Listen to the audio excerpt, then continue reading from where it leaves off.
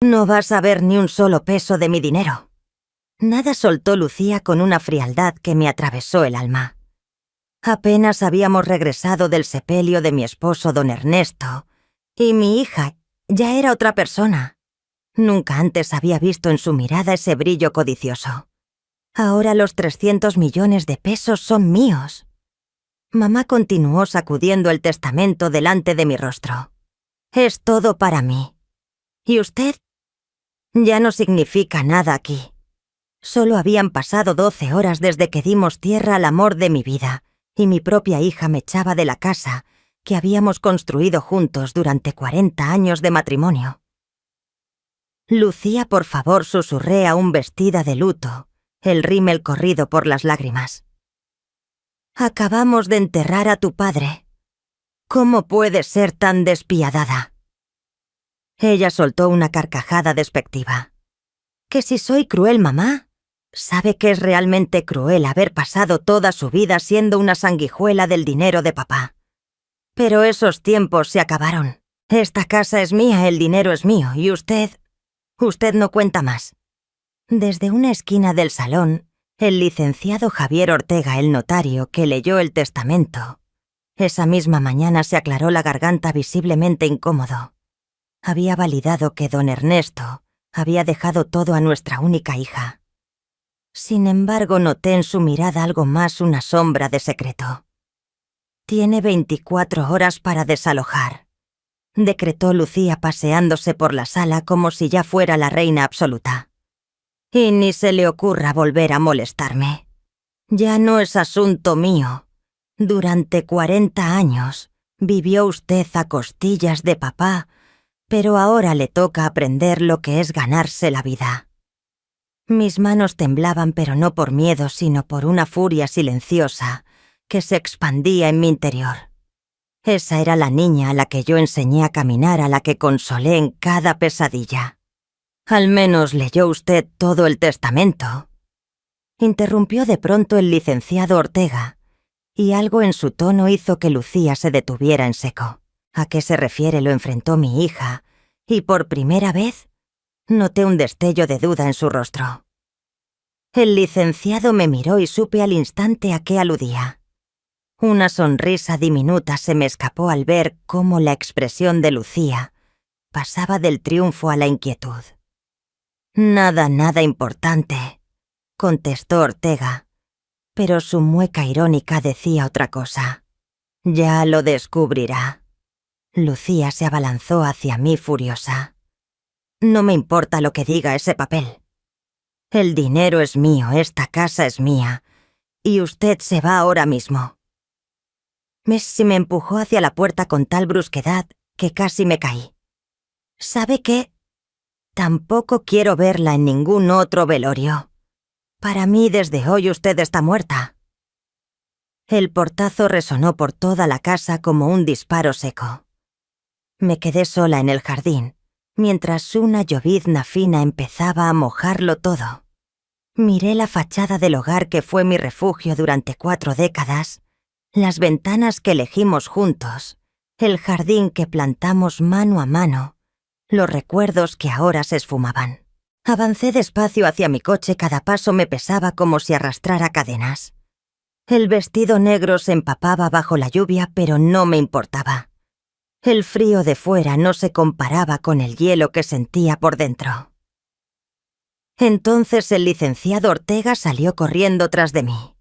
«Señora Elisa, espere», me gritó sosteniendo una carpeta bajo el brazo. «Necesito hablarle, es importante». Vi en sus ojos un destello familiar, complicidad, la misma astucia que tantas veces vi en don Ernesto, cuando guardaba un as bajo la manga. «¿Es sobre lo que imagino?», le pregunté en voz baja. Él asintió con gravedad. Su esposo era mucho más precavido de lo que Lucía piensa. Y usted merece saber toda la verdad antes de que sea tarde. Subí al auto con el licenciado Ortega, y mientras nos alejábamos, vi a Lucía espiando desde la ventana del salón. Ya no tenía ese aire de victoria. Ahora la dominaba la preocupación. Sabía que había algo que aún ignoraba. El trayecto hasta la notaría fue en silencio. Mi mente oscilaba entre la incredulidad y la rabia, esa rabia amarga que arde callada. 40 años de matrimonio con don Ernesto construyendo juntos, no solo una fortuna, sino una familia. Y ahora mi propia hija me trataba como a una intrusa. «Siéntese». Elisa me indicó Ortega. Apenas llegamos a su despacho. Sus ojos reflejaban compasión y algo más, una pizca de esperanza. Me hundí en el sillón de cuero frente a su escritorio, el mismo lugar donde don Ernesto y yo firmamos nuestro testamento, años atrás. Las paredes repletas de diplomas y fotos familiares del licenciado me recordaban todo lo que acababa de perder. «Elisa, hay algo que Lucía desconoce», comenzó él abriendo la carpeta que traía consigo. Su esposo era un hombre excepcionalmente previsor. Conocía bien el carácter de su hija. Saqué un pañuelo de mi bolso y me sequé las lágrimas que no paraban. «Por favor, licenciado, ya he perdido a mi marido y ahora a mi hija. No me ilusione en vano. No son ilusiones, Elisa. Son hechos legales». Desplegó varios documentos sobre la mesa. «¿Recuerda cuando don Ernesto insistió en que viniéramos solos, hace 6 meses, sin Lucía?» Asentí, lentamente. Don Ernesto había sido sumamente claro respecto a hacer aquella cita. Insistió en que era algo estrictamente privado, asuntos que solo nos concernían como matrimonio. Aquella tarde mi esposo preparó una modificación al testamento, una cláusula muy concreta que solo se pondría en marcha bajo circunstancias específicas. El licenciado Javier Ortega señaló un párrafo en uno de los documentos. «Si Lucía llegase a mostrar una crueldad inaceptable hacia usted, sobre todo durante el luto, toda la herencia le regresaría de inmediato a su nombre». Por un instante sentí que el corazón me daba un vuelco. «¿Qué quiere decir con eso?» Le digo que su marido entendía perfectamente cómo era realmente su hija y se aseguró de protegerla. «Pero también de protegerla de sí misma», dijo el licenciado, mostrando por primera vez en el día una sonrisa leve. «Los 300 millones, la casa, las tierras, las inversiones. Todo volvería a su poder si demostramos que Lucía cumplió las condiciones de esa cláusula». Las lágrimas que rodaban por mis mejillas ya no sabían a tristeza, sino a una mezcla de alivio y justicia. «¿Y cómo podemos probarlo?», pregunté con la voz hecha trizas. El licenciado sacó su móvil y me mostró la pantalla. Ahí se veía una aplicación de grabación activa. Grabé toda la conversación de esta tarde. Cada insulto, cada palabra hiriente, cada segundo en que ella la expulsó de la casa donde apenas se velaba a don Ernesto. Me tapé la cara con las manos y lloré, pero esta vez de gratitud hacia Ernesto, mi querido Ernesto, que incluso desde la tumba seguía protegiéndome. «Eso no es todo», continuó el licenciado Ortega. «Su esposo dejó instrucciones detalladas. Debe dejar que Lucía crea que lo tiene todo bajo control. Durante un tiempo. Tiene que permitir que cometa errores, que muestre quién es realmente ante el mundo. Solo entonces podremos activar la cláusula en forma definitiva. ¿Quiere decir que debo seguir aparentando que lo he perdido todo?» «Exactamente». Su marido conocía a Lucía mejor que nadie. Sabía que el poder la corrompería rápido y que usted necesitaría tiempo para decidir si realmente deseaba recuperar todo o si prefería darle una última oportunidad a su hija. Me acerqué a la ventana. Afuera la ciudad seguía con su rutina ignorante de la tormenta que sacudía mi existencia. Pensé en Ernesto, siempre 3 pasos adelante en los negocios. Y al parecer también en protegernos. «¿Y qué hago ahora?», pregunté sin apartar la vista de la calle. «Váyase a un hotel sencillo, actúe como si de verdad lo hubiera perdido todo. Yo me encargaré de observar cada movimiento de Lucía. Según lo que dejó escrito su esposo, Ella mostrará su verdadera naturaleza pronto. ¿Y si me equivoco? ¿Y si en realidad solo fue una reacción de dolor? El licenciado Ortega se acercó y me apoyó la mano en el hombro. Elisa, con todo respeto, usted y yo sabemos que eso no va a pasar. Hoy, Lucía se desenmascaró. Su marido lo sabía y por eso dejó todo bien atado. Guardé los papeles en mi bolso con sumo cuidado. ¿De cuánto tiempo dispongo? La cláusula puede activarse en cualquier momento dentro de los próximos 6 meses, pero su esposo recomendó esperar al menos 30 días para observar bien el patrón de comportamiento de Lucía. Salimos del despacho ya de noche. El licenciado Ortega me acompañó hasta un pequeño hotel en el centro, un sitio modesto que jamás habría considerado antes, pero que ahora sería mi refugio. Una cosa más, Elisa me dijo antes de despedirse. Su esposo dejó una carta para usted con instrucciones de entregarla solo cuando Lucía revelara su verdadero carácter. Sacó un sobre sellado de su maletín. Creo que llegó el momento. Me quedé sola en la habitación humilde con el sobre entre las manos temblorosas. En la portada escrita con la letra inconfundible de don Ernesto se leía: «Para mi querida Elisa, la mujer más fuerte que he conocido». Mis manos temblaron al romper el sello. La caligrafía de Ernesto era elegante e inigualable, esa letra que había admirado toda mi vida. Me senté en la cama bajo la tenue luz de la lámpara y comencé a leer la carta que mi marido había escrito para este preciso instante. Mi querida Elisa, si estás leyendo esto, significa que Lucía ha mostrado su verdadero rostro y mi plan está funcionando. Perdóname por no haberlo compartido contigo antes, pero necesitaba que tu reacción fuera auténtica para que ella creyera que había triunfado por completo. Las lágrimas brotaron de nuevo mientras seguía leyendo. Durante los últimos años he visto cómo nuestra hija se volvía cada vez más fría y codiciosa. ¿Recuerdas cuando despidió a Celestino, nuestro jardinero, solo porque pidió un pequeño aumento después de 20 años de trabajo leal? ¿O cuando le negó ayuda a su prima Angélica tras perder el empleo? Observé cómo trata al personal, cómo se expresa de la gente humilde. Hice una pausa en la lectura y me quedé mirando la ventana del pequeño hotel. De verdad, don Ernesto había visto lo que yo me negué a ver. Durante tanto tiempo, nuestra hija se había transformado en alguien irreconocible para nosotros. Pero había más. Mi amor, ¿hay algo que necesitas saber? Seguía la carta. Los 300 millones que figuran en el testamento no son toda nuestra fortuna. Existen cuentas adicionales, propiedades a tu nombre, inversiones secretas que solo tú y yo conocemos. La suma real de nuestro patrimonio asciende a 450 millones de pesos. Sentí que el mundo se detenía. 450 millones. Don Ernesto había sido todavía más previsor de lo que jamás imaginé.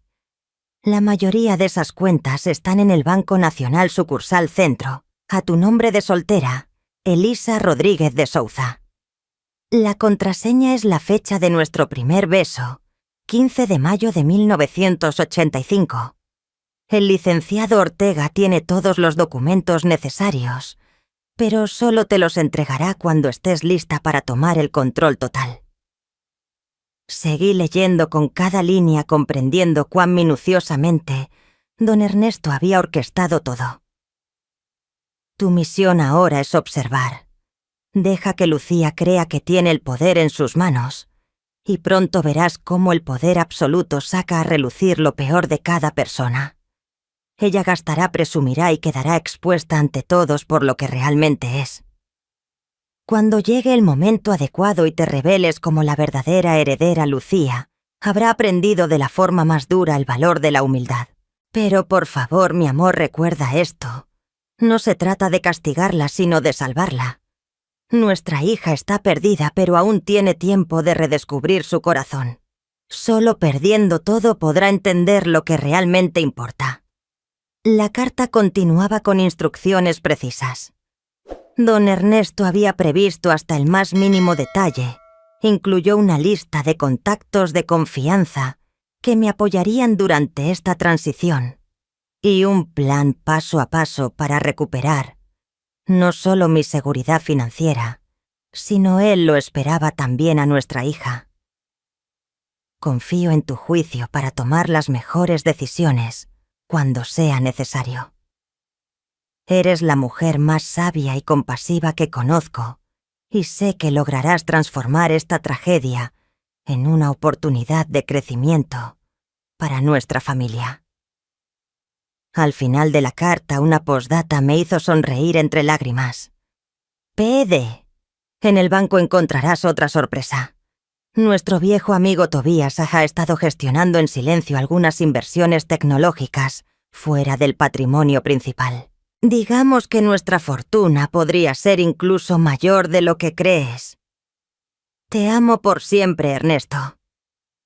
Guardé la carta y los documentos legales con sumo cuidado en mi bolso.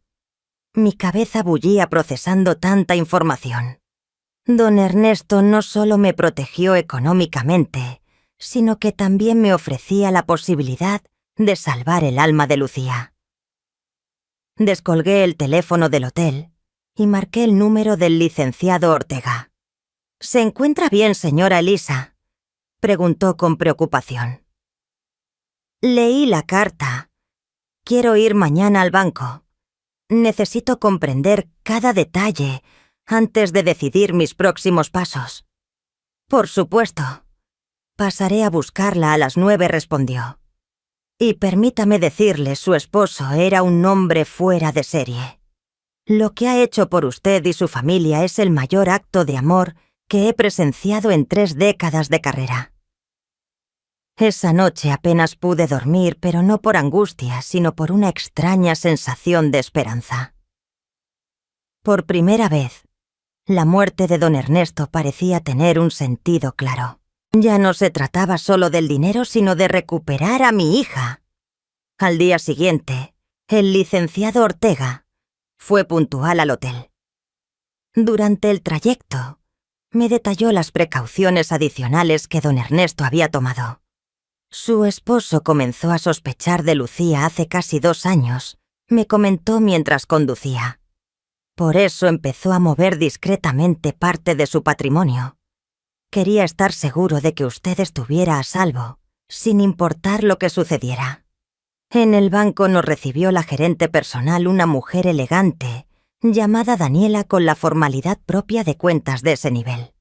Señora Elisa, lamento mucho su pérdida, me dijo amablemente, mientras nos guiaba hacia un despacho privado. Su esposo era un cliente muy especial y las medidas que tomó para protegerlas son realmente admirables. Durante 2 horas, Daniela me explicó el alcance real del patrimonio que don Ernesto había construido, inversiones adicionales, propiedades en el extranjero, fondos de inversión que crecieron silenciosamente durante años. La suma final, considerando las fluctuaciones recientes del mercado desde el fallecimiento de don Ernesto, ascendía a 462 millones de pesos. Me quedé inmóvil, abrumada no solo por la magnitud de lo que don Ernesto había creado, sino también por la complejidad del plan para proteger a su familia. ¿Y qué ocurre con las cuentas que conoce Lucía?, pregunté, todavía asimilando la información. Esas cuentas existen y contienen los 300 millones mencionados en el testamento oficial, pero están sujetas a todas las cláusulas impuestas por el licenciado Ortega. El licenciado Ortega ya me lo había explicado. Si se activaban esas cláusulas, todos esos fondos también regresarían a mi poder automáticamente. Salimos del banco y sentí que el horizonte había cambiado. Yo ya no era una viuda indefensa que lo había perdido todo, sino una mujer con los medios y la determinación suficientes para reescribir mi historia. Pero antes de actuar necesitaba observar hasta dónde era capaz de llegar Lucía en su nuevo papel de heredera millonaria, sin saber que cada uno de sus pasos estaba siendo vigilado por alguien con mucha más fuerza de la que ella jamás sospecharía. Durante las 2 semanas siguientes, me convertí en espectadora silenciosa de la transformación de mi hija. Desde mi cuarto humilde del hotel, y con la colaboración discreta del licenciado Ortega, fui testigo de cómo Lucía comenzó a mostrar su verdadero rostro al mundo. La primera señal llegó solo 3 días después de que me echara de la casa. El licenciado me llamó con una voz grave y me dio un informe que me heló la sangre. Elisa despidió a todo el personal de servicio. Así de un plumazo, Lucía puso de patitas en la calle a Claudia, quien cocinaba con nosotros desde hacía 15 años, y a Angélica, la encargada de la limpieza, que prácticamente la había visto crecer. Les dio una semana de sueldo y las despidió sin mayor explicación, solo diciendo que ya no las necesitaba. Claudia, destrozada, llamó al licenciado Ortega preguntando si había hecho algo mal. Esa mujer había cocinado miles de veces para nuestra familia, había cuidado de Lucía como si fuera su propia hija. ¿Y qué explicación les dio?, pregunté con el corazón apretado, aunque temía saber la respuesta. Según Claudia, Lucía le respondió que gente como ella ya no tenía cabida en su nueva vida, que ahora iba a contratar personal más sofisticado, más acorde a su nueva posición. Cerré los ojos sintiendo una punzada de dolor en el pecho. Don Ernesto había tenido razón, el dinero estaba sacando a la luz la verdadera naturaleza de nuestra hija, y no era nada agradable. Pero esto era solo el comienzo. Una semana después, el licenciado Ortega me mostró fotos tomadas por un investigador privado, siguiendo las instrucciones que don Ernesto había dejado antes de morir. En las imágenes se veía que a Lucía saliendo de boutiques de lujo, con bolsas más caras que el salario anual de cualquiera de nuestros antiguos empleados. Gastó 150.000 pesos en un solo día, me dijo el licenciado, mientras revisábamos los recibos obtenidos legalmente, vestidos, joyas, zapatos, cosas que no necesitaba simplemente porque podía comprarlas. Pero lo que más me hirió fue una fotografía donde Lucía aparecía riendo, con sus nuevas amigas mujeres superficiales, que solo se le acercaron tras conocer su herencia. En la imagen llevaba un vestido dorado que costaba más que el coche de Claudia y brindaba con champán de una botella de 1.000 pesos.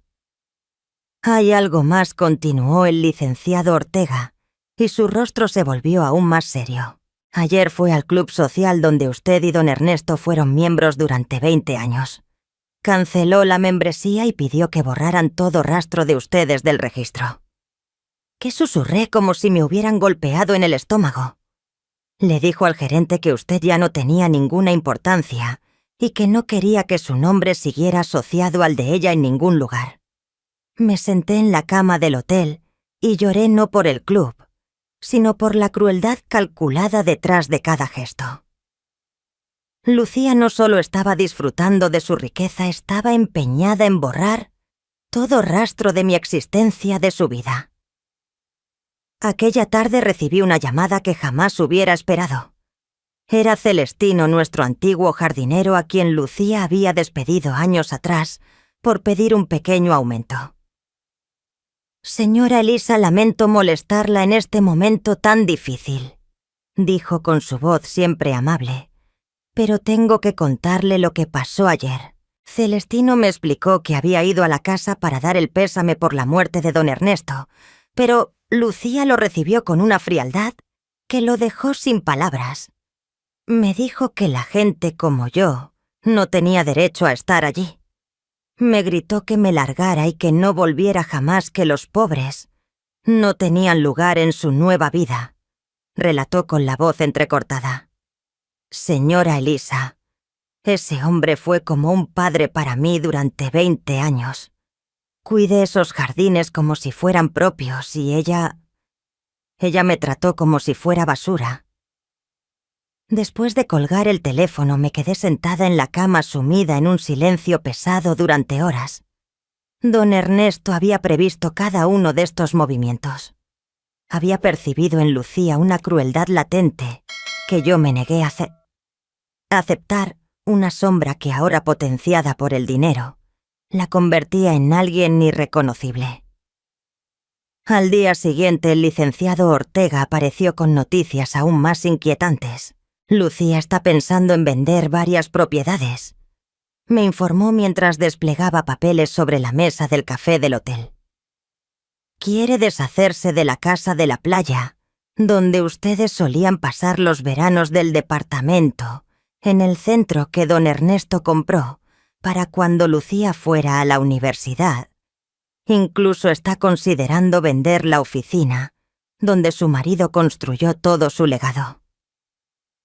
¿Por qué haría algo así?, pregunté, aunque en el fondo ya imaginaba la respuesta.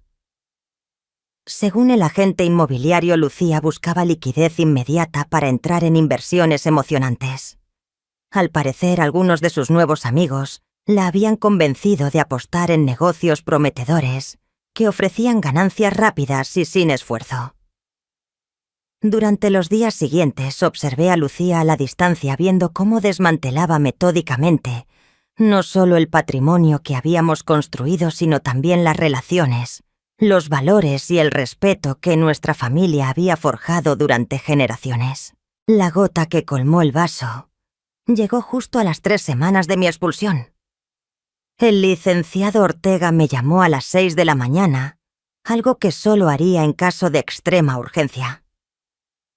«Elisa, necesito que venga a mi despacho de inmediato», me urgió por teléfono. «Lucía acaba de hacer algo que lo cambia todo». Una hora más tarde me encontraba sentada frente al ordenador del licenciado, viendo un video que me dejó sin aliento. En las imágenes captadas por las cámaras de seguridad del club social, se veía a Lucía llegando a una gala benéfica que don Ernesto y yo organizábamos todos los años, y que este año se celebraba en su memoria. Se esperaba que Lucía hiciera una pequeña donación para continuar la tradición familiar. Pero lo que vimos fue totalmente inesperado. Entró al salón, como si fuera la reina con aires de superioridad, y detuvo el evento para anunciar que cancelaba todas las donaciones prometidas por nuestra familia.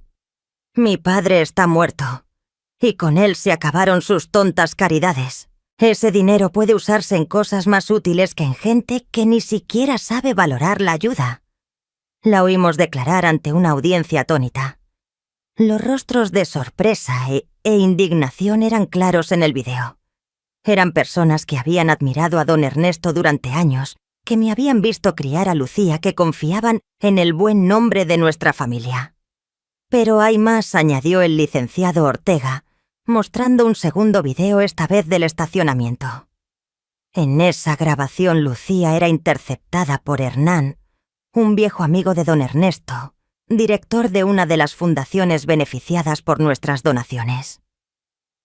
«Lucía, tu padre estaría avergonzado. Estas donaciones ayudan a cientos de familias necesitadas. ¿Cómo puedes ser tan insensible?». La respuesta de Lucía me desgarró. «Mi padre era un sentimental ingenuo. Yo soy más lista que él. El dinero está hecho para disfrutarse, no para regalarlo a gente que no quiere trabajar». El licenciado Ortega detuvo el video y me miró con seriedad. «Elisa, creo que ha llegado el momento de activar las cláusulas del testamento. Mi hija había cruzado todos los límites imaginables, pero yo tenía otros planes. Don Ernesto me había dejado no solo el respaldo legal para recuperar todo, sino también la claridad para comprender que esto no era únicamente cuestión de dinero. Se trataba, por encima de todo, de salvar a mi hija antes de que ya no hubiera retorno». «Todavía no, licenciado Ortega», respondí con una firmeza que hacía semanas no sentía. «Quiero que ella misma enfrente las consecuencias de sus actos». No tuve que esperar mucho para ver cómo la vida le empezaba a cobrar a Lucía su falta de corazón.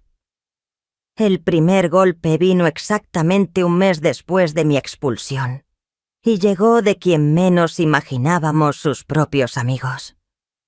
Una mañana el licenciado Ortega me llamó con noticias que, aunque me provocaron una extraña satisfacción, también me llenaron de preocupación como madre.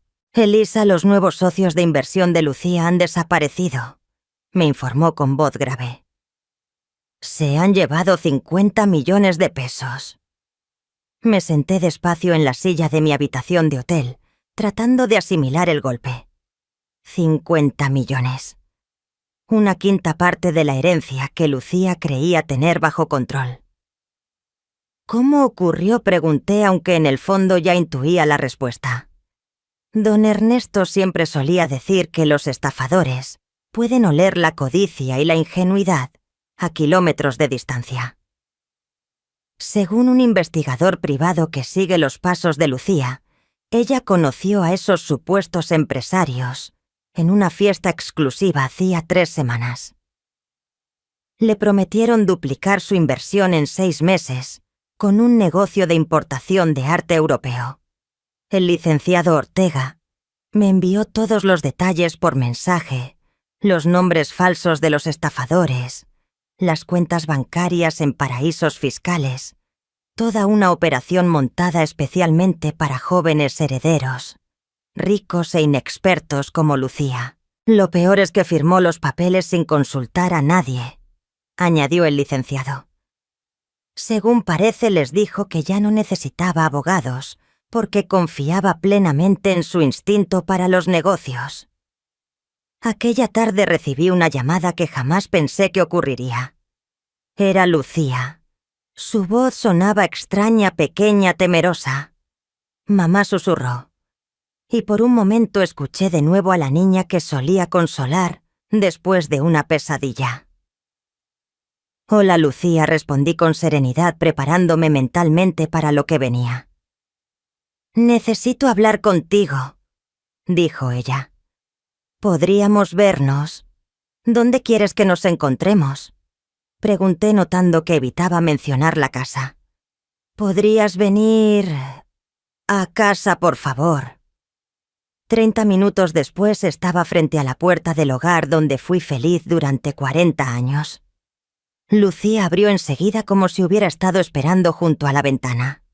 Se veía devastada, el cabello despeinado, el maquillaje corrido, y llevaba el mismo vestido verde de la noche anterior. «Pasa, por favor», dijo, evitando mirarme a los ojos.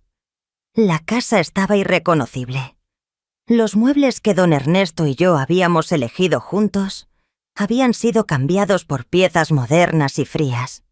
Las fotos de familia habían desaparecido, sustituidas por arte abstracto y caro que no decía nada.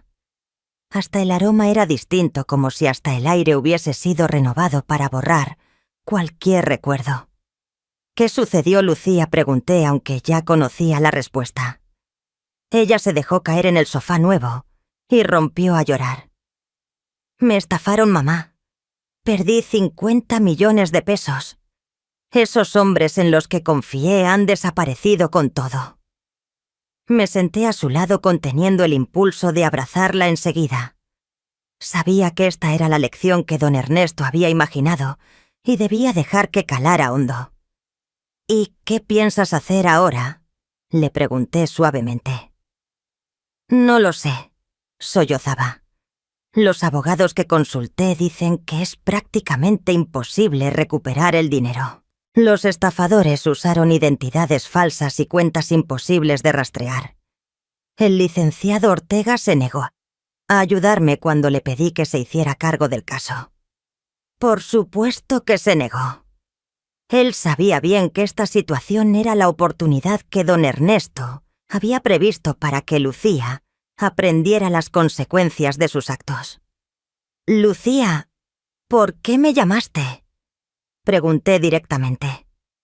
Ella levantó la vista, y por primera vez en meses vi en su mirada algo que se parecía a la humildad. «¿Por qué? Porque me he dado cuenta de que no tengo a nadie más. Todos esos amigos en los que confié desaparecieron en cuanto supieron lo del dinero perdido. y traté fatal a todas las personas que de verdad me querían, incluida tú. Las lágrimas brotaban aún más. Sobre todo a ti, mamá. Lo que hice fue imperdonable. Te eché de casa justo después del funeral de papá, cuando más me necesitabas. Fui cruel. Fui horrible contigo. Era la primera vez en años que la escuchaba asumir la responsabilidad de sus actos. Pero yo sabía que aún no habíamos llegado al final de esta lección. ¿Y qué esperas que haga yo ahora?, pregunté con sinceridad. No lo sé, admitió. Sé que no merezco tu ayuda después de todo lo que te hice, pero... ¿te quedarías? ¿Podrías ayudarme a salir de este lío? Accedí a quedarme esa noche, aunque no en mi antiguo dormitorio principal. Lucía Fías había transformado ese espacio en su propio refugio, eliminando hasta el último vestigio de don Ernesto. En su lugar dormí en la habitación de invitados, un recordatorio constante de cómo había cambiado mi lugar en esa casa. En los días siguientes, fui testigo de cómo Lucía luchaba con el peso de sus propias decisiones. El dinero que quedaba seguía siendo una fortuna considerable, pero las pérdidas habían dejado a Lucía profundamente conmocionada. Por primera vez en su vida comprendió que el dinero no era ilimitado y que las malas decisiones tenían consecuencias reales. «Mamá, ¿crees que papá estaría decepcionado de mí?», me preguntó una noche mientras cenábamos en silencio. La pregunta me rompió el corazón, porque sabía que don Ernesto había previsto exactamente este momento. Había amado a nuestra hija lo suficiente como para permitirle cometer errores dolorosos, si eso significaba que aprendería lecciones cruciales. Su padre amaba profundamente a Lucía, pero también valoraba la honestidad, la compasión y la responsabilidad. ¿Qué crees tú? Ella bajó la mirada. Creo que estaría muy decepcionado no solo por el dinero perdido, sino por cómo trataste a las personas que nos rodean, a mí, a Claudia, a Celestino, a todos los que nos quisieron durante años. ¿Y qué piensas hacer al respecto?, pregunté.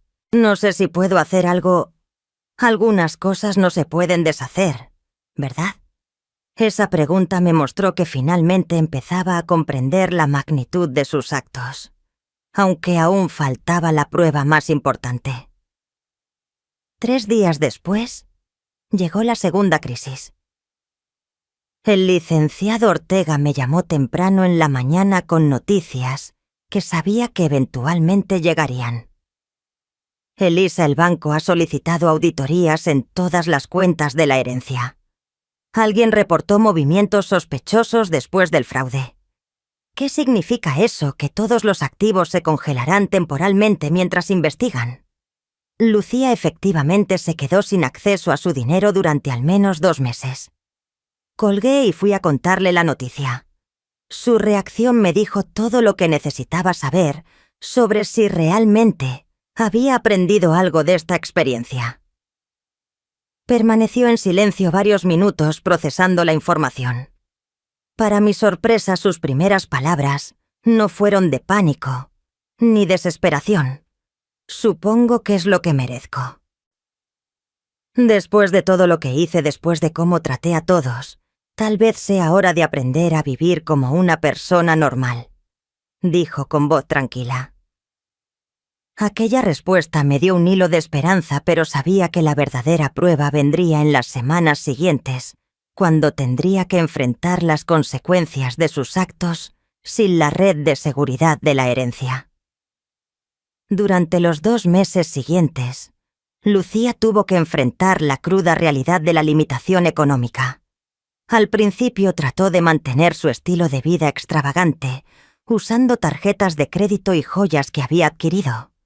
Pero cuando llegaron las facturas y los pagos, vencieron la realidad. La golpeó con fuerza. «Mamá, no entiendo cómo funciona esto», me dijo una mañana, sentada ante la mesa de la cocina rodeada de una pila de facturas. Estos números no cuadran. Los gastos mensuales de la casa son más altos que cualquier sueldo normal. Era la primera vez que veía las cuentas reales para mantener nuestro estilo de vida. Don Ernesto y yo siempre nos habíamos encargado de todo protegiéndola de las responsabilidades financieras, convirtiéndola en una adulta que desconocía el valor real de las cosas. ¿Cuánto crees que cuesta mantener esta casa al mes? Pregunté genuinamente curiosa por saber si tenía idea. No sé. ¿5.000? Respondió con inseguridad. 2.000, le dije, mostrándole los gastos de servicios, mantenimientos, seguros y personal que había contratado tras despedir a nuestros empleados leales. Su rostro palideció. 22.000 al mes. Y eso sin contar comida, gasolina o gastos personales solo para mantener la casa encendida y en funcionamiento. Finalmente comenzó a comprender la magnitud de su situación. Sin acceso a las cuentas principales y con los gastos fijos que había creado, el dinero se agotaba rápidamente. «¿Qué voy a hacer?», susurró. Por primera vez desde que era niña vi miedo genuino en sus ojos. «Podrías empezar buscando un trabajo», sugerí calmadamente. «¿Un trabajo?», rió con amargura. «Mamá, no sé hacer nada. Nunca trabajé en mi vida. ¿Quién me contrataría?» Lucía tenía 35 años, un título universitario sin usar y ninguna experiencia laboral. Don Ernesto y yo pensábamos que la protegíamos al darle todo lo que necesitaba, pero en realidad la habíamos dejado completamente indefensa ante el mundo real.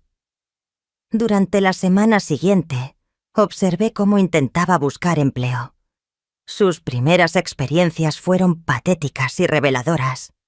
Solicitó cargos gerenciales en empresas prestigiosas creyendo que su apellido y educación serían suficientes. Después de 5 entrevistas fallidas me dijo: «Me dicen que necesito experiencia. ¿Cómo voy a tener experiencia si nunca me dieron la oportunidad? Tal vez deberías empezar con algo más básico. Sugerí algo donde puedas aprender mientras trabajas». Al principio su orgullo se resistió. La idea de un trabajo de servicios le parecía humillante. Pero al llegar la segunda factura de electricidad sin pagar y recibir amenazas de corte, su perspectiva comenzó a cambiar. Finalmente, tras 3 semanas, consiguió un empleo de medio tiempo en una boutique de ropa, con un salario de apenas 200 pesos al mes, cantidad que antes gastaba en una sola tarde de compras. «Es humillante», mamá me confesó tras su primer día. «La gerente tiene 20 años menos que yo y me trata como si fuera tonta. Y algunos clientes son groseros». «¿Y cómo te sientes trabajando?», pregunté, evitando comentar la ironía de que ahora experimentaba el trato que ella había dado a otros durante años. «Cansada. Me duelen los pies, me duele la espalda y no entiendo cómo la gente soporta esto décadas enteras», admitió. Pero algo empezó a cambiar después de la segunda semana. Comenzó a hablar diferente sobre el trabajo y sobre las personas que conocía allí. «Hay una mujer, Daniela, que trabaja en el turno de la mañana», me contó una noche. «Tiene 3 hijos y mantiene a su madre enferma con 2 trabajos. Nunca se queja, nunca llega tarde. Y siempre sonríe. No entiendo cómo lo hace». «¿Has hablado un poco con ella?», pregunté. «Sí», respondió Lucía. «Me contó que trabaja allí desde hace 12 años, que empezó tras divorciarse y tuvo que mantener a sus hijos sola». Lucía hizo una pausa como si estuviera digiriendo algo profundo. «Mamá, yo me quejé por perder 50 millones de pesos. Pero ella probablemente nunca ha visto ni 1000 juntos en su vida. Y es mucho más fuerte que yo». Era la primera vez que escuchaba a Lucía expresar una admiración genuina por alguien sin dinero, ni estatus social. Don Ernesto habría estado orgulloso de este pequeño avance hacia la verdadera empatía. El punto de inflexión llegó un mes después, cuando Lucía fue testigo de algo que cambiaría por completo su perspectiva. «Mamá hoy pasó algo terrible en el trabajo», me dijo aquella noche visiblemente perturbada. «Daniela recibió una llamada del hospital, su hijo menor sufrió un accidente y necesita una cirugía que cuesta 10.000 pesos. Su seguro no cubre el total». «¿Qué sucedió?», pregunté. «Se desplomó», mamá dijo. Nunca había visto a nadie tan desesperada. Me dijo que no tenía ese dinero, que había usado todos sus ahorros para los medicamentos de su madre y que no sabía qué hacer. Lucía guardó silencio durante largos minutos. Pude ver cómo luchaba con algo dentro de sí. «Mamá», me dijo finalmente. Continuó: «Tengo joyas que valen más que esa cirugía. Tengo vestidos en mi armario que cuestan más que el sueldo anual de Daniela, y ella debe decidir entre salvar a su hijo o alimentar a su familia. ¿Qué crees que debo hacer?». «Quiero ayudarla», dijo con determinación. «Venderé algunas de mis joyas. Esa pulsera de diamantes que compré el mes pasado por 5.000, ni siquiera me gusta. Puedo venderla y darle el dinero a Daniela». Esa noche, mientras Lucía dormía, llamé al licenciado Ortega. «¿Cómo va todo?», preguntó. «Mejor de lo que don Ernesto habría esperado», respondí. «Creo que ella realmente está cambiando. Por primera vez en años la veo como la niña compasiva que solía ser. Es hora de revelar la verdad. Todavía no. Aún hay una prueba más que debe superar». Al día siguiente, Lucía cumplió. Vendió la pulsera y entregó el dinero a Daniela. Al ver las lágrimas de gratitud en los ojos de aquella mujer trabajadora y la expresión de satisfacción profunda en el rostro de mi hija, supe que habíamos alcanzado un momento crucial. Pero el universo tenía una última lección reservada para Lucía, una que ni siquiera don Ernesto había previsto. Esa misma semana llegó una carta por correo que lo cambiaría todo nuevamente. Era de otro abogado representante del patrimonio de un tío lejano de don Ernesto, recientemente fallecido. Señora Lucía leyó la carta en voz alta. «Lamentamos informarle que el señor Tobías Pereira falleció el mes pasado y la nombró su única heredera. Su patrimonio asciende aproximadamente a 75 millones de pesos». Lucía dejó caer la carta y me miró con los ojos desorbitados. 75 millones más, susurró. «Después de todo lo que he pasado, después de todo lo que aprendí, el dinero reaparece», dijo. Esta era la prueba final. ¿Qué haría Lucía con una nueva fortuna después de haber experimentado la relativa pobreza y haber descubierto la compasión? La carta sobre la herencia de Tobías era real, pero había un detalle que Lucía desconocía. Yo tenía poder de veto sobre esa herencia, según el acuerdo familiar que don Ernesto había establecido años atrás. Tobías había sido su hermano menor, un hombre solitario que siempre respetó el juicio de don Ernesto sobre la familia. Decidí no revelarle este detalle de inmediato. Quería ver cómo reaccionaba ante la posibilidad de recuperar una fortuna después de haber tocado fondo. Su primera reacción fue reveladora. «No puedo creerlo», murmuró revisando la carta por quinta vez, justo cuando pensé que había perdido todo, cuando finalmente estaba aprendiendo a vivir de otra manera. Esto aparece. «¿Cómo te sientes al respecto?», pregunté, observando atentamente sus gestos. Confusa, Lucía admitió. «Hace 2 meses esto habría sido la solución a todos mis problemas. Habría corrido de inmediato a reclamar el dinero y regresado a mi vida anterior. Pero ahora no sé si quiero volver a esa vida». Se sentó en el sofá y miró por la ventana el jardín que Celestino había cuidado con tanto esmero durante años. «Mamá, ¿sabes lo que descubrí trabajando en esa tienda?», me dijo. «Descubrí que puedo hacer cosas que jamás pensé que puedo trabajar. 8 horas seguidas, resolver problemas y ayudar a los demás. Y por primera vez cuando alguien me dice gracias, sé que realmente lo merezco. Sus palabras me llenaron de una esperanza que no sentía desde hacía meses. Esta era la Lucía que don Ernesto y yo habíamos esperado ver surgir algún día. Estos 5 millones podrían ayudar a muchas personas, continuó. Podrían beneficiar a Daniela, a Claudia, a Celestino, a todos los que traté mal cuando creía que el dinero me hacía superior. Esa noche hizo algo que me sorprendió profundamente. En lugar de celebrar o planear reclamar la herencia, de inmediato se sentó en la mesa de la cocina con un cuaderno y empezó a escribir. «¿Qué haces?», pregunté. «Estoy haciendo una lista», respondió sin levantar la vista. Una lista de todas las personas que había lastimado, de todos mis errores, y cómo podría usar este dinero para enmendarlos. Durante 2 horas observé cómo anotaba nombres, cantidades y planes detallados. Daniela y su hijo estaban en la lista, por supuesto, pero también Claudia, Celestino, las fundaciones que había cancelado, y hasta los empleados de la boutique, que ganaban salarios mínimos. «Mamá, ¿puedo preguntarte algo?», me dijo al terminar. «Claro.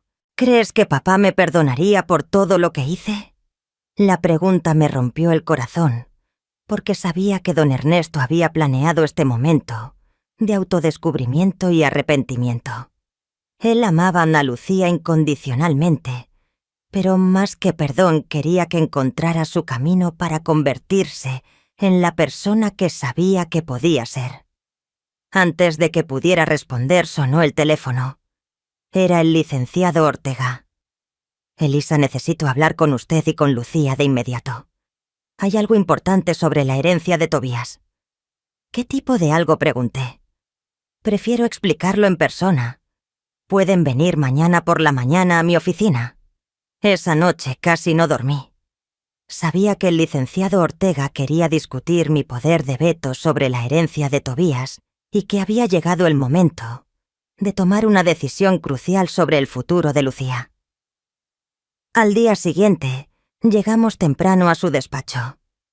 Lucía llevaba su uniforme de la boutique lista para trabajar después de la reunión. Verla vestida de forma sencilla con zapatos cómodos, en lugar de tacones, me recordó cuánto había cambiado en estos meses. «Siéntense, por favor», nos indicó el licenciado Ortega con expresión seria. «Lucía, hay algo sobre la herencia de tu tío Tobías que necesitas saber». Lucía se inclinó hacia adelante atenta. Su tío Tobías era un hombre muy sabio y conocía la situación tras la muerte de tu padre. Antes de fallecer estableció una condición muy específica para su herencia. «¿Qué tipo de condición?», preguntó Lucía con ansiedad en la voz. El licenciado abrió una carpeta y sacó un documento. «La herencia solo puede reclamarse si tu madre Elisa certifica por escrito que has demostrado un cambio real en tu carácter y que estás preparada para manejar responsablemente una fortuna de esta magnitud». El silencio llenó la oficina como un peso denso. Lucía se giró hacia mí lentamente y vi en sus ojos una mezcla de comprensión, sorpresa y alivio. «¿Lo sabía?», me preguntó con voz suave. «Me enteré anoche cuando el licenciado Ortega me llamó. Mentí piadosamente. No era el momento de revelar que yo sabía este detalle desde el principio». «¿Y usted qué piensa?», preguntó Lucía con la voz ligeramente temblorosa. «¿Cree que he cambiado lo suficiente para merecer esta responsabilidad?». Era la pregunta que había esperado durante meses. Una pregunta que definiría no solo el futuro económico de Lucía, sino el tipo de persona en la que se convertiría en los próximos años. «Antes de responder, quiero hacerte una pregunta», dije. «Si decidiera que aún no estás lista, si perdieras esta herencia para siempre, ¿cómo te sentirías?». Lucía reflexionó durante largos minutos. Hace 2 meses habría estado desesperada, habría suplicado, prometido cualquier cosa. Habría hecho un escándalo, admitió finalmente. Pero ahora creo que estaría bien. Aprendí que puedo sobrevivir sin millones, que puedo trabajar, contribuir y ser útil, incluso sin la fortuna familiar. Y si te dijera que estás lista, pregunté, ¿qué harías con los 75 millones de pesos? Sin vacilar, tomó el cuaderno donde había escrito la noche anterior. Primero repararía todo el daño que hice, compensaría a quienes lastimé, restauraría las donaciones canceladas y me aseguraría de que nadie más sufra por mi egoísmo pasado. Su voz se hizo más firme mientras hablaba.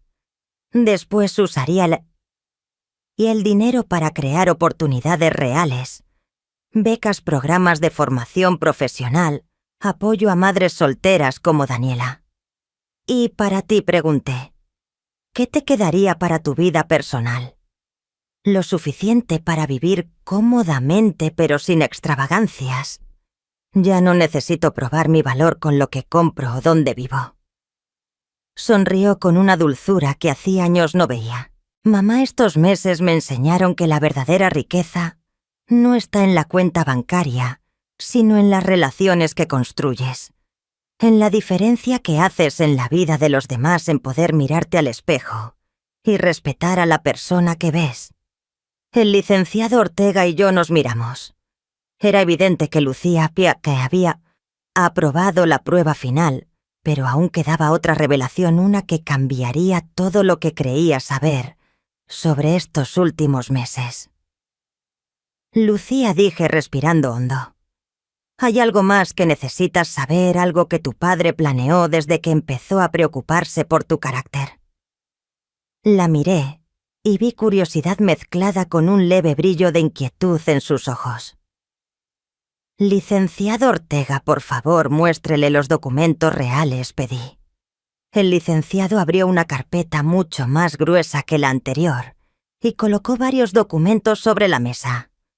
Lucía los observó sin comprender del todo. Estos son los documentos del verdadero testamento de tu padre. Comencé con voz tranquila el que don Ernesto preparó, sabiendo exactamente cómo reaccionarías al creer que habías heredado todo. El verdadero testamento, susurró Lucía palideciendo. Tu padre nunca te dejó los 300 millones, continué. Todo lo que pasó durante estos meses, todo lo que experimentaste, formó parte de un plan cuidadosamente diseñado para salvarte de ti misma. Le expliqué entonces todo lo que había estado oculto, la cláusula que devolvía la herencia a mí, si mostraba crueldad, la existencia de cuentas adicionales, bajo mi control, y la realidad de que nunca habías perdido realmente tu posición como heredera principal. Vi cómo sus ojos se llenaban de lágrimas de comprensión. ¿Quiere decir que...? Su voz se quebró. Tu padre me amaba tanto que estaba dispuesto a hacerme creer que había perdido su amor para poder salvarme. Y yo estaba dispuesta a dejar que me expulsaras de casa, que me trataras con crueldad y desprecio, porque sabía que era la única manera de que descubrieras quién querías ser realmente. Lucía se desplomó completamente abrumada. No era un llanto por el dinero perdido, sino el llanto profundo de alguien que finalmente comprendía la magnitud del amor recibido sin darse cuenta. Papá sabía que podría convertirme en un monstruo, sollozó Lucía. Y aún así encontró la manera de salvarme. Y yo dije suavemente, soporté todo tu veneno sabiendo que podía detenerte en cualquier momento. Tu padre escribió en su carta que el objetivo nunca fue castigarte sino salvarte. Y yo estaba dispuesta a soportar cualquier cosa para recuperar a mi hija. El licenciado Ortega nos alcanzó una caja de pañuelos y esperó pacientemente mientras Lucía procesaba toda la información. Entonces, ¿los 50 millones que perdí con los estafadores?, preguntó entre sollozos. Sí, en pesos, respondió el licenciado Ortega. Esa parte no estaba prevista. Tu padre había colocado ese dinero en cuentas que realmente podías usar, esperando que cometieras errores financieros que te enseñaran lecciones valiosas. Los estafadores solo aceleraron el proceso. Y la herencia del tío Tobías también es real. Dije, pero como sabes, depende de mi aprobación. Tu tío Tobías formaba parte del plan de tu padre, desde el inicio. Lucía guardó silencio durante minutos procesando todo lo aprendido. Finalmente levantó la mirada con una mezcla de dolor, gratitud y asombro. «Mamá, ¿puedes perdonarme?», susurró. «No solo por estos últimos meses, sino por años de egoísmo y crueldad. Te he perdonado desde el primer día porque sabía que la hija que crié todavía estaba allí bajo toda esa amargura y codicia. ¿Y ahora qué?», preguntó. «¿Qué pasará con todo el dinero?». «Con la herencia real», dije entregándole un documento preparado la noche anterior con ayuda del licenciado Ortega. «He decidido dividirlo todo equitativamente, pero con condiciones específicas. Tu parte estará en un fondo administrado conjuntamente por nosotras, y las decisiones financieras importantes se tomarán juntas. Además, una porción significativa debe destinarse obligatoriamente a causas benéficas y a reparar los daños que causaste. Y si no acepto estas condiciones, recibirías una cantidad fija para vivir cómodamente, pero sin acceso a la fortuna principal. La decisión es tuya». Lucía no dudó ni un segundo. «Acepto. Acepto todas las condiciones», dijo levantándose y caminando hacia la ventana. «Mamá, en estos meses aprendí algo que nunca entendí antes. El dinero solo tiene valor si sabes usarlo para hacer el bien. Sin esa sabiduría solo corrompe el alma», agregó. «¿Y tu trabajo en la boutique? «Seguiré trabajando allí», respondió con determinación, al menos por un tiempo más. Daniela y las otras mujeres se han convertido en amigas de verdad, no como aquellas sanguijuelas que me rodeaban antes. Y me gusta la sensación de ganar mi sueldo aunque sea pequeño», confesó. Mientras el licenciado Ortega preparaba los documentos oficiales, tuve que hacer una pregunta crucial, Lucía. ¿Todo esto, tu cambio de actitud, es porque realmente has cambiado? ¿O solo porque sabes que controlo el dinero? Lucía reflexionó cuidadosamente antes de responder. «Hace 2 horas, cuando creí depender de tu aprobación para la herencia del tío Tobías, ya había decidido que aunque me negaras la herencia, seguiría intentando ser mejor persona. No por dinero, sino porque finalmente me gusta la persona que estoy empezando a ser». Se acercó y tomó mis manos entre las suyas. «Mamá, estos meses de trabajo, de esfuerzo, de conocer gente real, con problemas reales, me enseñaron algo que 35 años de privilegio nunca pudieron. La verdadera riqueza está en las relaciones que construyes y en el bien que haces. El dinero es solo una herramienta para lograrlo en ti. Y estás segura de que no volverás a ser como antes. No puedo prometer que nunca cometeré errores», admitió, «pero sí que jamás olvidaré las lecciones aprendidas estos meses. Y si alguna vez me desvío, espero que me detengas de nuevo». Esa tarde firmamos todos los documentos necesarios. Lucía se convirtió oficialmente en copropietaria de una fortuna que ahora superaba los 500 millones de pesos, incluyendo la herencia de Tobías y los ingresos de las inversiones durante los meses de crisis. Pero más importante que el dinero era lo que habíamos recuperado: nuestra relación madre-hija y la oportunidad de usar nuestra riqueza para generar un impacto real en el mundo. Al salir del despacho del licenciado Ortega, Lucía me sorprendió con un pedido inesperado. «Mamá, podríamos visitar a Celestino. Quiero pedirle perdón personalmente y ofrecerle no solo su trabajo de vuelta, sino también la posibilidad de ampliar los jardines y quizá iniciar un programa de formación para otros jardineros. Mientras caminábamos hacia el auto, reflexioné sobre el milagro que habíamos vivido. Don Ernesto había tenido razón desde el principio. Para salvar a alguien que amas a veces, debes dejar que toque fondo, que aprenda de sus errores y descubra por sí misma el valor de las cosas importantes. Pero aún nos esperaba una última sorpresa, algo que ni don Ernesto había previsto y que cambiaría nuestra perspectiva sobre toda esta experiencia. 3 meses después de nuestra reconciliación, mientras organizábamos la primera reunión anual de la Fundación, creada en memoria de don Ernesto, llegó una carta que transformaría todo de nuevo. Era de un notario de Ciudad de México informándonos sobre una caja fuerte que don Ernesto había mantenido en secreto durante años. El acceso estaba condicionado a que se cumplieran ciertas reglas. Lucía debía, por haber trabajado con su propio dinero al menos 3 meses, haber ayudado sinceramente a alguien necesitado, y que madre e hija hubieran firmado los documentos oficiales de reconciliación. «Papá realmente pensó en todo», susurró Lucía mientras leíamos la carta. «Incluso planificó para después de que aprendiéramos nuestras lecciones». Viajamos al notario esa misma semana. Nos condujo a un sótano donde nos esperaba una caja metálica de tamaño mediano. Al abrirla encontramos algo que ninguna de nosotras esperaba.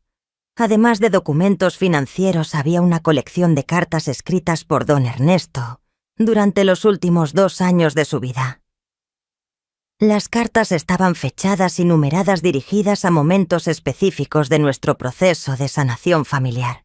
La primera estaba marcada para cuando Lucía comprendiera el valor del trabajo. «Mi querida hija», leyó Lucía entre lágrimas, «si estás leyendo esto, significa que descubriste algo que siempre supe que estaba dentro de ti, la capacidad de ser fuerte, independiente y compasiva. El trabajo no es un castigo, es un regalo que te conecta con tu dignidad y habilidad». La segunda carta estaba dirigida a mí. «Elisa, mi amor eterno, gracias por ser fuerte cuando yo no pude serlo. Gracias por amar a nuestra hija lo suficiente como para dejarla cometer errores dolorosos. Sé que estos meses han sido los más difíciles de tu vida, pero también sé que eres la única capaz de guiar a Lucía de vuelta a su verdadero corazón». Pero la carta que más nos impactó era la última, destinada a cuando madre e hija fuéramos realmente familia de nuevo. Si están leyendo esto juntas, significa que el milagro que esperaba realmente sucedió. Lucía, descubriste que la verdadera riqueza no está en lo que posees, sino en lo que das. Elisa, demostraste una vez más que el amor verdadero a veces exige la mayor valentía, dejar ir para poder recuperar. Pero hay algo más que deben saber, continuaba la carta. Don Ernesto había mantenido esto en secreto, incluso del licenciado Ortega hasta ese momento. Durante los últimos 5 años había donado silenciosamente millones de pesos a organizaciones benéficas alrededor del mundo, sin usar nuestra fundación familiar para que fuera completamente anónimo. Nos miramos con asombro mientras leíamos. Había pagado en secreto la educación universitaria de más de 500 estudiantes de bajos recursos, financiado 3 hospitales en zonas rurales y establecido fondos para madres solteras, programas de alimentación infantil y refugios para víctimas de violencia doméstica.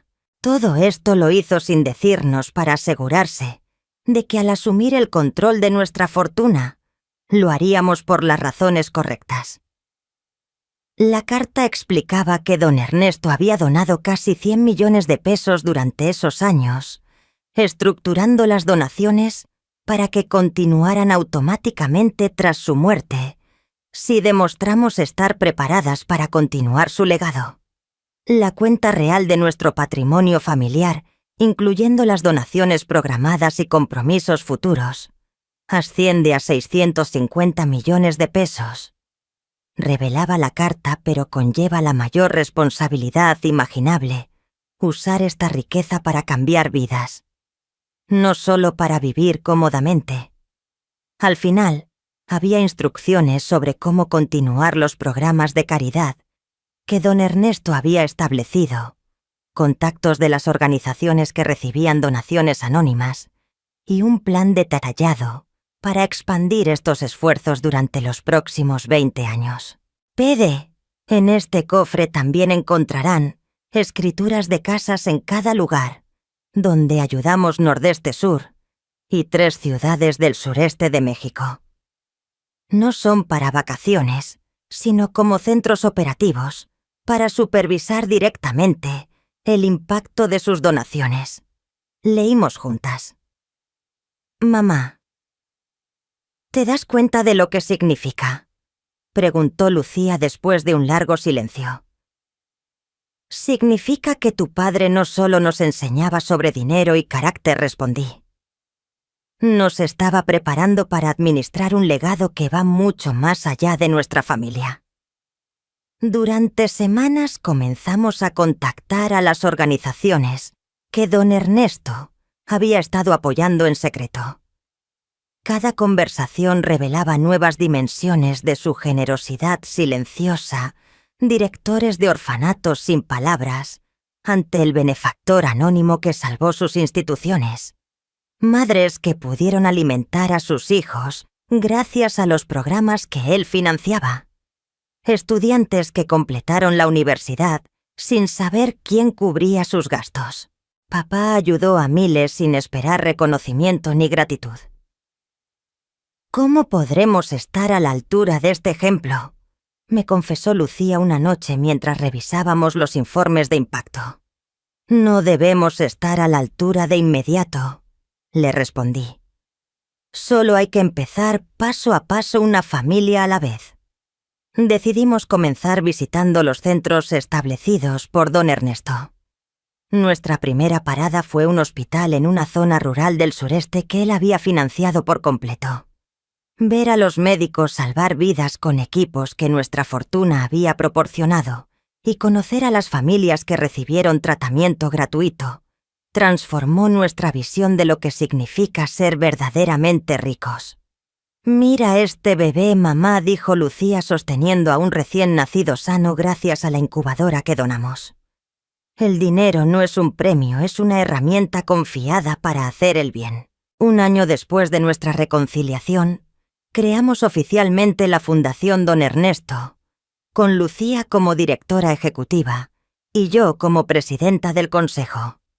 Lucía dejó su trabajo en la boutique, pero mantuvo la amistad con Daniela y las demás mujeres, varias de las cuales ahora trabajan en la fundación, aportando su experiencia real para ayudar a familias necesitadas. ¿Sabes lo más sorprendente?, me preguntó durante la inauguración de nuestro 10º programa de becas. ¿Qué soy más feliz ahora trabajando 14 horas al día para ayudar a otros que cuando podía comprar cualquier cosa que quisiera? Papá tenía razón, la verdadera felicidad viene de vivir con un propósito mayor que uno mismo. Esa noche, mientras revisábamos solicitudes para nuestro nuevo programa de microcréditos a madres solteras, reflexioné sobre la extraordinaria jornada que habíamos vivido. Don Ernesto había orquestado no solo la salvación del alma de su hija, sino la transformación completa de nuestra familia en algo mucho más poderoso y significativo de lo que jamás habíamos sido. Mamá, dijo Lucía mientras cerrábamos la aprobación de 50 nuevos microcréditos. ¿Crees que papá estaría orgulloso de nosotras? Miré a mi hija, que había pasado de ser una heredera egoísta y cruel a convertirse en una mujer dedicada a cambiar el mundo, una familia a la vez. Pensé en don Ernesto, en su plan increíblemente complejo para salvarnos a ambas, en su fe de que el amor y la sabiduría podían triunfar sobre la codicia y el egoísmo. Creo que tu padre sabía exactamente en qué nos convertiríamos, respondí. Y desde donde esté ahora estoy segura de que está sonriendo porque su plan no solo funcionó, sino que superó incluso sus expectativas más optimistas. Lucía sonrió y siguió trabajando. Afuera la ciudad dormía ignorante de que en ese modesto despacho 2 mujeres trabajaban hasta tarde planeando cómo usar una fortuna para cambiar vidas. No la salvé con dinero. La salvé enseñándole a salvarse a sí misma. Y en el proceso descubrimos que la verdadera riqueza nunca estuvo en nuestra fortuna, sino en la capacidad infinita del corazón humano para transformar el dolor en compasión, el egoísmo en generosidad y la pérdida en propósito. Don Ernesto, mi querido. Don Ernesto lo había sabido desde el principio. Ahora que todo ha pasado y la calma finalmente ha vuelto a nuestra casa y a nuestros corazones, me siento a reflexionar sobre lo que estos meses me enseñaron. No se trata solo de dinero de herencias, ni de fortuna. Se trata de la manera en que decidimos vivir, de cómo enfrentamos la adversidad y de la fuerza que encontramos en nosotras mismas cuando creemos que ya no queda nada. Aprendí que ser madre no es solo proteger, sino también enseñar a dejar que los errores sean maestros. Aprendí que incluso cuando los hijos nos hieren con su egoísmo o sus decisiones equivocadas, el amor verdadero exige paciencia, firmeza y la fe de que aún en el dolor hay oportunidad de crecimiento. Para todas nosotras mujeres que hemos pasado décadas cuidando, enseñando y sacrificando, quiero decirles que nunca es tarde para volver a encontrar nuestra voz y nuestro poder. Nunca subestimen la fuerza que poseen, porque incluso en los momentos más oscuros podemos sembrar semillas de esperanza y transformación, tanto en nuestras familias como en nuestro entorno. La compasión, la paciencia y la sabiduría acumulada con los años son tesoros más valiosos que cualquier fortuna. Son herramientas para reconstruir relaciones, sanar heridas y guiar a quienes amamos hacia un camino mejor. Hoy, mientras miro a Lucía y veo en ella a la mujer que emerge más fuerte, consciente y generosa, siento una paz que solo llega cuando comprendemos que cada desafío, cada lágrima y cada lección forman parte de un plan mucho más grande. No necesitamos esperar a que otros cambien. Podemos ser ejemplo, sostén y guía. Y aunque las pérdidas materialmente duelan, lo que realmente importa es el legado que dejamos en los corazones de quienes tocamos con amor y sabiduría. Me encantaría saber de ustedes. ¿Alguna vez tuvieron que enfrentar situaciones donde su paciencia y experiencia como mujeres mayores se convirtieron en la guía para los demás? Compartan sus pensamientos o experiencias en los comentarios. Aprender de sus historias también es un regalo invaluable.